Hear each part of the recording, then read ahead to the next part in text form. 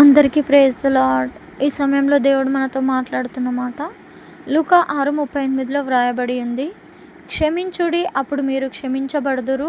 ఇయ్యుడి, అప్పుడు మీకు ఇయ్యబడును. అణచి కుదిలించి దిగజారునట్లు నిండు కొలతను మనుష్యులు మీ ఒడిలో కొలుతురు.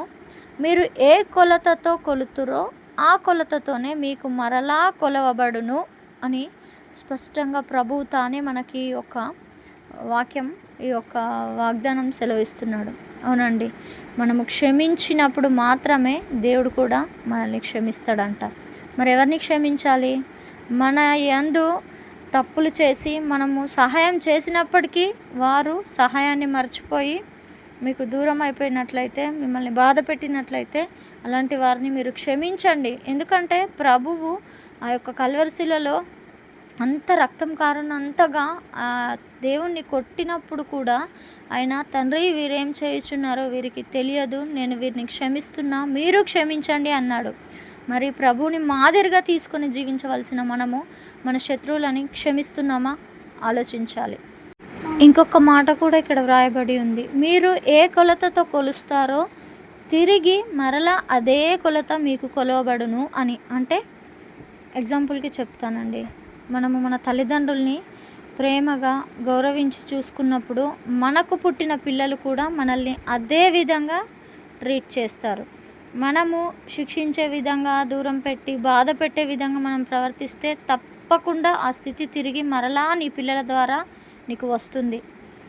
మరొక ఎగ్జాంపుల్ చూడండి, మీరు మీ పక్కింటి వారు ఏదైనా ఒక కప్ షుగర్ అడిగారనుకోండి, మీ ఇంటికి వచ్చి సహాయంగా బదులిస్తానని మీరు ఇచ్చినప్పుడు, వాళ్ళు తిరిగి మరలా మీకు ఇవ్వడానికి వచ్చినప్పుడు వాళ్ళు మీ దగ్గర ఒక కప్పు తీసుకున్నారు కాబట్టి ఒక కప్పు మాత్రమే రిటర్న్ ఇస్తారు. మీరు ఇచ్చింది మాత్రమే మీకు రిటర్న్ వస్తుంది. 2-3 కప్స్ అయితే తెచ్చివ్వరు కదా. మీకు తెచ్చిస్తారా? ఇవ్వరు. ఎందుకంటే వాళ్ళు ఎంత తీసుకున్నారో అంతే మీకు తెచ్చి రిటర్న్ ఇస్తారు. అదేవిధంగా దేవుని వాక్కు కూడా, మీరు ఏ కొలతతో కొలుస్తారో, ఏ కొలతతో మీరు ఇతరులకు సహాయం చేస్తారో అదే తిరిగి రిటర్న్ మీ వద్దకు వస్తుంది అని ప్రభు సెలవిస్తున్నాడు. మరి ప్రభువుని మాదిరిగా తీసుకుని జీవించవలసిన మనము ఏ విధంగా జీవిస్తున్నామని ఒక్కసారి జ్ఞాపకం చేసుకోవాలి.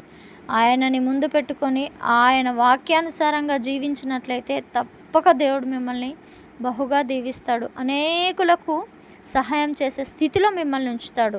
ఇచ్చేవారిగా ఉంచుతాడు, కానీ తీసుకునేవారిగా అస్సలు ఉంచడండి. మరి మన ప్రవర్తన ఏ విధంగా ఉంది? ప్రభు మాట ప్రకారం జీవించడానికి ఇక నుండైనా మొదలు పెడదాం. ఆయన చిత్తానుసారంగా జీవించేవారంటే ఆయనకు ఇష్టం.